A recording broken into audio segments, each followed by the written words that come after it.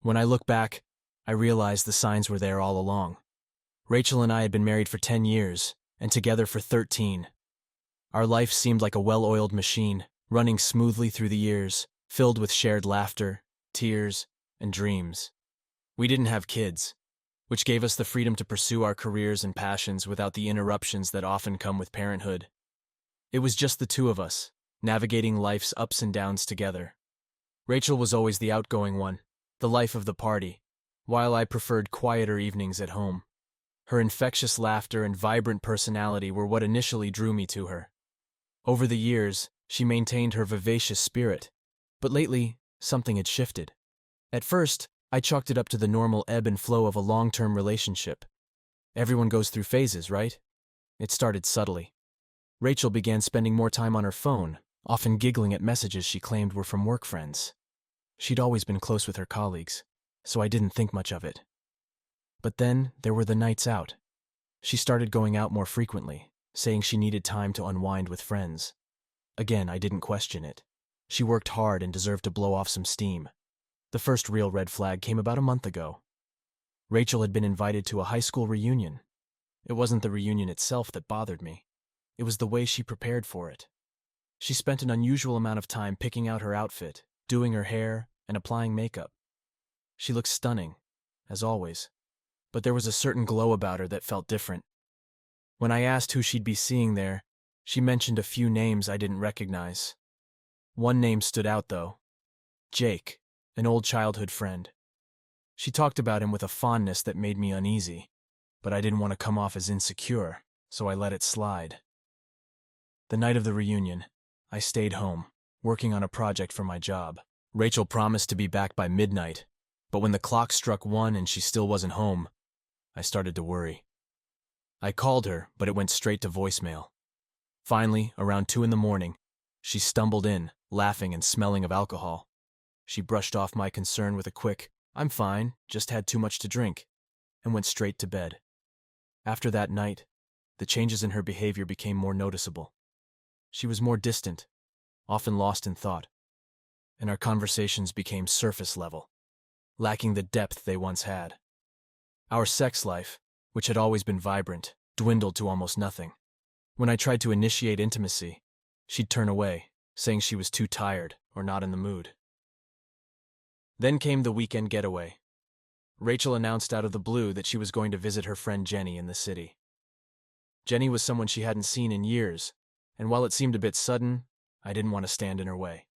She left on a Friday afternoon and promised to be back by Sunday evening. I spent the weekend alone, trying to distract myself with work and hobbies. Sunday evening came and went, and there was no sign of Rachel. I called and texted, but received no response. Finally, late that night, she called, saying she decided to stay an extra day. Her voice sounded strange, almost guilty, but I didn't press her. When she returned the next day, she was evasive about what she'd been up to, claiming they'd just had a lot of catching up to do. That week, I found a receipt from a fancy hotel in her purse. It wasn't from the hotel Jenny had mentioned. When I confronted Rachel, she got defensive, saying it was just a mistake and that I was being paranoid. Her anger and defensiveness only fueled my suspicions, but without any concrete evidence, I felt trapped in a web of doubt and confusion. The breaking point came last night. Rachel went out to buy some stuff for the home, which was strange since she hated doing that. She was gone for hours, and when she finally returned, she seemed different. There was a nervous energy about her, and when I asked who she'd been with, she only mentioned a male friend I'd never heard of before. She said his name was Mike, but the name didn't ring any bells. I recalled seeing the name pop up in her texts over the last few months, but she always said he was just a work friend. Rachel's sudden secrecy, her changed demeanor, and the increasing distance between us had my mind racing with possibilities. I wanted to believe her, to trust that our marriage was still solid, but the nagging doubts wouldn't go away. Something was off, and I couldn't shake the feeling that there was more to her nights out and mysterious friend than she was letting on. As I lay in bed that night, staring at the ceiling, I knew I couldn't ignore it any longer. The signs were all there, pointing to a betrayal I wasn't ready to face. But I needed to know the truth, no matter how painful it might be. The foundation of our marriage was cracking, and it was time to uncover what was really going on before it crumbled entirely. The tension between Rachel and me was palpable. Every interaction felt strained, like we were tiptoeing around an invisible minefield. I couldn't shake the feeling that something was terribly wrong. I had to know the truth, even if it meant facing my worst fears.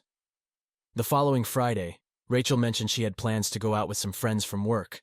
My stomach churned with anxiety.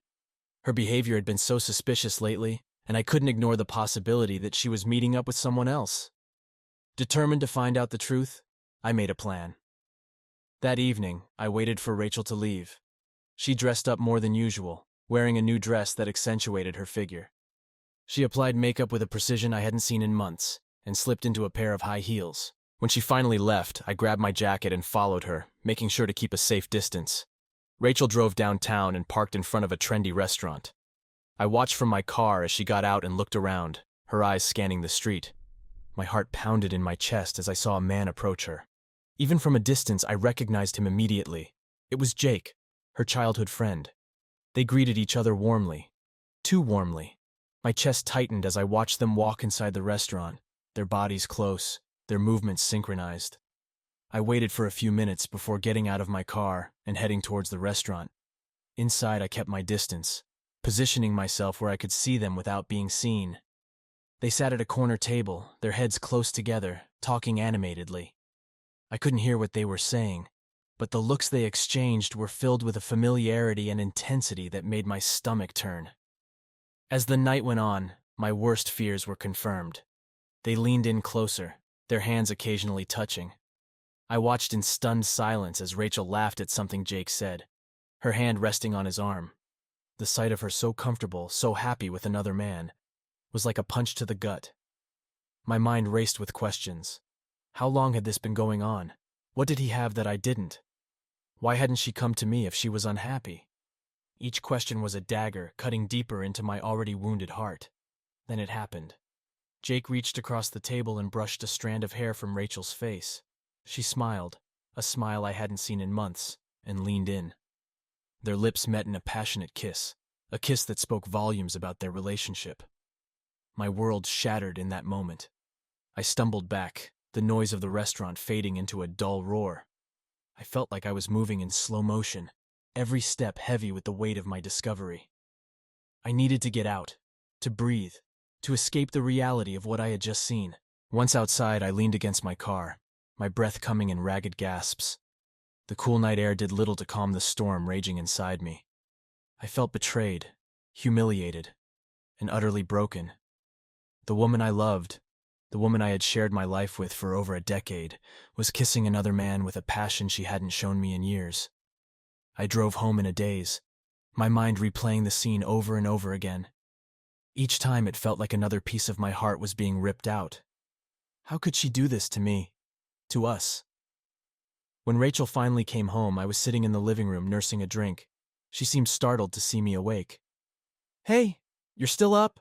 she asked, her voice strained with forced cheerfulness. "Yeah, I couldn't sleep," I replied, keeping my tone neutral. I didn't want to confront her just yet. I needed time to process everything, to figure out my next move.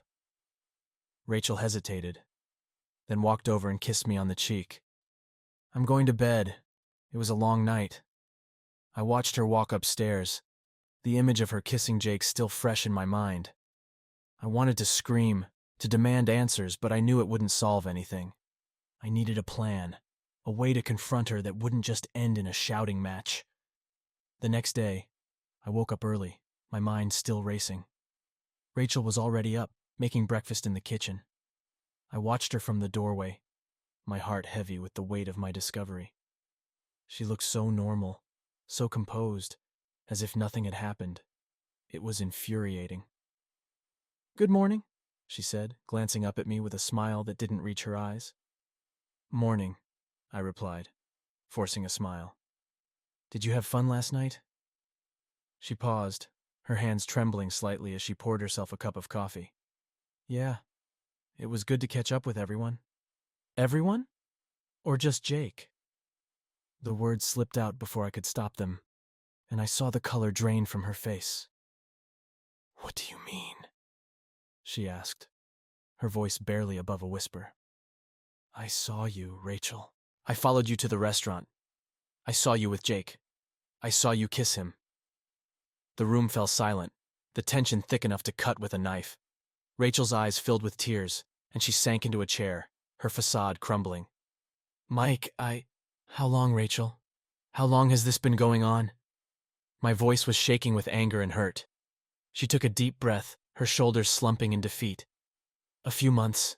It started as just catching up, but then it became more. I felt like I was going to be sick. Why? Why didn't you come to me if you were unhappy? She wiped her tears, looking down at the table. I didn't know how.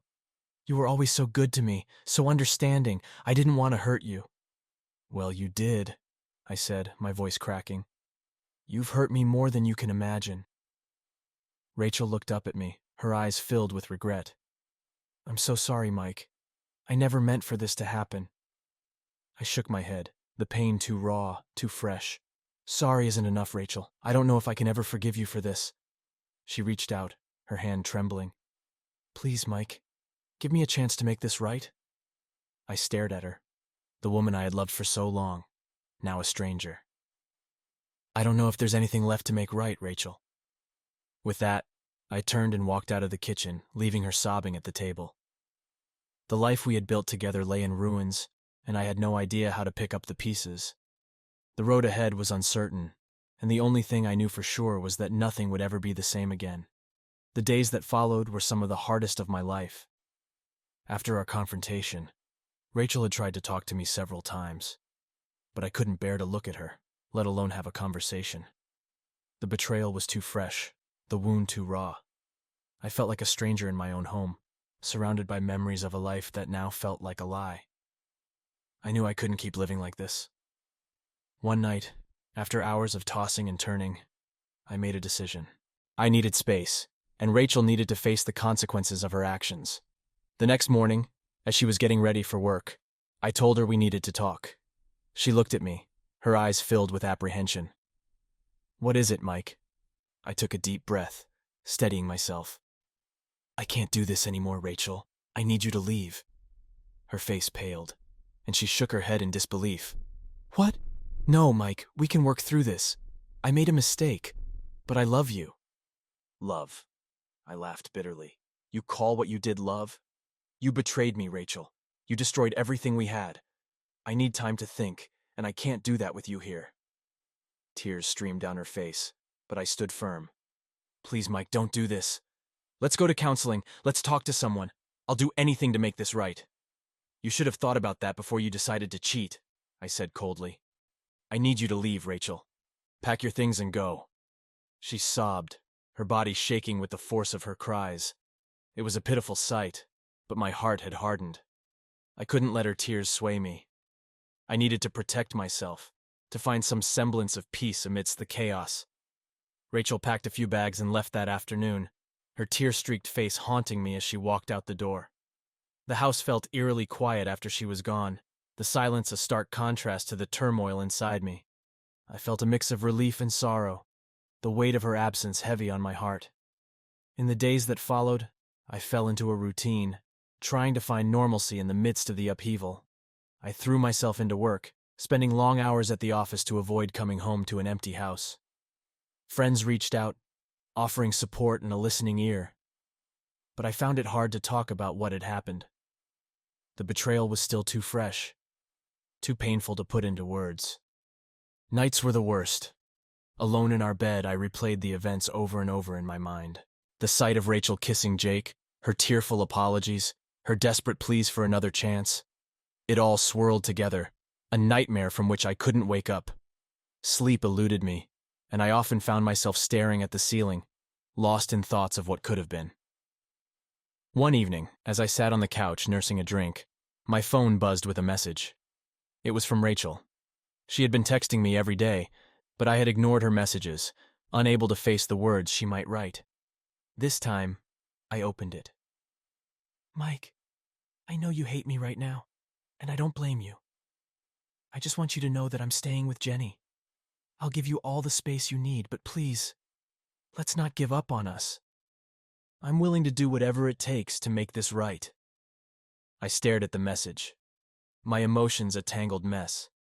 Part of me wanted to believe her, to hope that we could somehow mend the rift between us.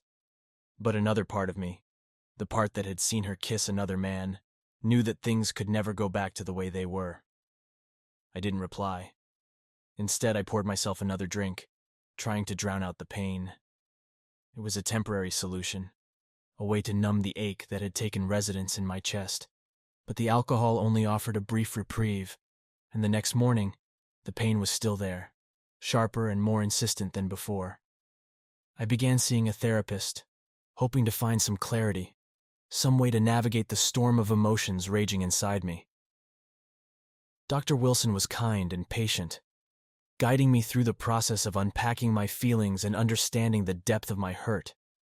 He encouraged me to confront my emotions, to face the betrayal head-on rather than burying it beneath layers of anger and resentment. "Mike, it's natural to feel a wide range of emotions right now," he said during one session. "Betrayal cuts deep, and it's important to allow yourself to feel those emotions. But you also need to find a way to move forward, to rebuild your life in a way that brings you peace." Easier said than done, I thought. But I knew he was right. I couldn't let Rachel's betrayal define me.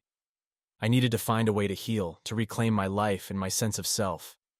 Gradually, I began to find small moments of solace. I reconnected with old friends, people I'd lost touch with over the years. They welcomed me back with open arms, offering laughter and companionship that I had sorely missed. I started going to the gym again, channeling my anger and frustration into physical exertion. It was a cathartic release, a way to purge the negative emotions that had built up inside me. Despite my efforts, there were still days when the pain felt unbearable. I missed Rachel, missed the life we had built together. I missed the way she used to smile at me, the way she would curl up next to me on the couch. But I couldn't forget what she had done, the betrayal that had shattered our bond. One night, as I was scrolling through my phone, I came across old photos of us. Pictures from our vacations, family gatherings, random selfies we had taken over the years. Each photo was a reminder of happier times, a stark contrast to the present. I felt a lump in my throat as I looked at them, the memories bittersweet. I decided to put the photos away, storing them in a folder on my computer where I wouldn't have to see them every day. It was a small step, but it felt necessary. I needed to create some distance, to separate myself from the past so I could focus on the future. As the weeks turned into months, I continued to work on myself. Therapy sessions with Dr. Wilson helped me process my emotions and find ways to cope with the pain. I started journaling, pouring my thoughts and feelings onto paper as a way to make sense of the chaos in my mind. One day, Dr. Wilson asked me a question that stopped me in my tracks. "Mike, what do you want for your future? What does a happy, fulfilling life look like for you?" I sat there stunned. I had been so consumed by the betrayal, by the pain, that I hadn't allowed myself to think about the future. What did I want? What did happiness look like for me, now that everything had changed? The question lingered in my mind long after the session ended. I didn't have all the answers, but I knew I wanted to find a way to move forward, to build a life that brought me joy and fulfillment. It wouldn't be easy, and it would take time, but I was determined to try. Rachel continued to reach out, her messages growing more desperate as the weeks went by. She apologized, pleaded, and promised to change. But I couldn't bring myself to respond. I needed to focus on myself, on my own healing, before I could even consider what our future might look like. One evening as I was leaving the gym, I ran into an old friend, Alex. We had lost touch over the years, but seeing him again felt like a breath of fresh air. We caught up over coffee, reminiscing about old times and sharing updates on our lives. Alex had been through a divorce a few years ago and offered words of wisdom and support. "It's tough, man, but you'll get through it. Focus on what makes you happy, on the people who lift you up. Don't let this define you." His words resonated with me, and I felt a renewed sense of determination. I needed to rebuild my life, to find happiness on my own terms. It wouldn't be easy, and there would be setbacks, but I was ready to take the first steps. As I walked back to my car, I felt a sense of hope that had been absent for so long. The road ahead was uncertain, but I knew I wasn't alone. With the support of friends, therapy, and my own inner strength, I would find a way to heal and move forward. And maybe, just maybe, I would find a way to forgive. Not for Rachel's sake, but for my own. Because holding on to the pain and anger would only hold me back, and I was determined to embrace the future with an open heart and a clear mind. The months passed slowly, each day bringing a new challenge. Rachel continued to stay with her friend Jenny, while I tried to piece together my life. The house felt different without her presence. Quieter, but also less tense. I spent a lot of time in therapy, working through the myriad of emotions that Rachel's betrayal had stirred up. I knew that reconciliation was not an option. The trust between us was irreparably broken, and no amount of apologies could change that. It was time to make a decision about our future. A decision that would bring closure and allow both of us to move on. One evening, after a particularly enlightening session with Dr. Wilson, I called Rachel. She answered on the first ring, her voice trembling slightly. "Mike, I'm so glad you called. I've been wanting to talk to you." "I know, Rachel," I said, keeping my voice steady. "I think it's time we face the reality of our situation. We need to talk about divorce." There was a long pause on the other end of the line. "I understand," she finally said, her voice barely above a whisper. "I knew this was coming, but hearing it out loud still hurts." "It hurts me too," I admitted. "But we both know this is the right thing to do. We can't keep living in limbo. We need to move forward, separately." We agreed to meet the following day to discuss the details. I spent the rest of the evening preparing myself mentally for the conversation. It wasn't going to be easy, but it was necessary. The next day, we met at a coffee shop, a neutral ground where we could talk without the memories of our home overshadowing the conversation. Rachel looked tired, her eyes puffy from what I assumed were countless nights of crying. I felt a pang of sadness seeing her like that, but I reminded myself of the pain she had caused me. We ordered our drinks and sat down at a quiet corner table. "Thank you for meeting me," Rachel said, her voice shaky. "I think it's important that we do this face to face," I replied. "We need to be honest and fair with each other, for both our sakes." We discussed the logistics, dividing our assets, selling the house, and closing our joint accounts. Rachel agreed to move forward with the process amicably, and we decided to use a mediator to help us navigate the legal aspects of the divorce. There were no children or significant debts to complicate things, which made the process smoother, but no less painful. As we talked, Rachel's tears flowed freely. "I'm so sorry, Mike," she said, wiping her eyes. "I never wanted to hurt you. I never wanted any of this to happen." "I know," I said softly, "but we can't change the past. We can only move forward and try to learn from it." We finalized our agreement and left the coffee shop, each of us going our separate ways. The next few weeks were a blur of paperwork and meetings with the mediator. The process was emotionally draining, but I felt a sense of relief as we moved closer to finalizing the divorce. One evening, after signing the last of the documents, I sat down with a glass of whiskey, reflecting on everything that had happened. It had been a long and painful journey, but I was finally seeing the light at the end of the tunnel. The divorce would be finalized soon, and I could start the next chapter of my life. A few days later, I received the final decree in the mail. Holding the document in my hands, I felt a mix of emotions, sadness for the end of an era, but also a sense of liberation. I was free from the betrayal and the hurt, ready to embrace whatever the future held. I called Rachel to let her know. She thanked me for handling everything with dignity and respect, and we wished each other well. It was a bittersweet moment, but it felt right. We both needed to heal and find our own paths. With the divorce finalized, I focused on rebuilding my life.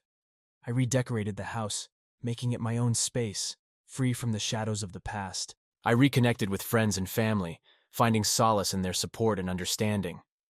I continued therapy, working through the residual pain and learning to forgive myself for not seeing the signs earlier. Gradually, I started to find joy in the little things again. A good book, a beautiful sunset, a long hike in the woods. I began to see that life could be beautiful, even after such a devastating loss. It was a slow process, but I was moving forward. One evening, while out with friends, I met someone new. Her name was Emily, and she had a warm smile and an infectious laugh. We started talking, and I felt a spark of something I hadn't felt in a long time. It was too early to tell where things would go, but it was a reminder that there was still happiness to be found, still love to be given and received. As I navigated this new chapter, I realized that the pain of the past had made me stronger, more resilient. I had faced one of the greatest challenges of my life and come out the other side. There were still scars, but they were healing, and with each passing day I felt more hopeful, more at peace. The journey was far from over, but I was ready to face whatever came next with an open heart and a renewed sense of purpose. I had learned to let go of the past, to forgive and to move forward, and in that process, I had found myself again, stronger and more determined than ever. As the sun set on the horizon, casting a warm glow over the landscape, I took a deep breath and smiled. The future was uncertain, but it was also filled with endless possibilities, and for the first time in a long time, I felt ready to embrace it, one step at a time. The weeks after the finalization of the divorce brought a strange sense of calm. My life had been turned upside down, but the dust was finally settling. The house, now decorated to reflect my tastes and personality, felt like a sanctuary rather than a reminder of the past. Each day, I found new reasons to appreciate the fresh start I had been given. I continued my therapy sessions with Dr. Wilson, who helped me process the remaining emotions tied to Rachel's betrayal. Healing is not a linear process, he often reminded me. There will be good days and bad days, but the important thing is that you're moving forward. One afternoon, while organizing my office, I came across a box of old photographs. At first, I hesitated to open it, fearing the memories it might stir up. But then I decided it was time to face them head-on. As I sifted through the photos, I saw the story of my life unfold, our wedding day, vacations, holidays, everyday moments frozen in time. There were smiles and laughter, moments of genuine happiness, and while it was painful to remember what had been lost, it was also a reminder of the love and joy that had once existed. With each photo, I felt a mix of nostalgia and acceptance. Those moments were a part of my past, but they didn't define my future. I carefully selected a few pictures to keep as a reminder of the good times and put the rest away. It was time to let go, to make room for new memories. Emily and I continued to see each other, our connection growing deeper with each passing day. She was patient and understanding, never pushing me to move faster than I was ready. We shared long conversations, laughter, and a sense of companionship that I had missed.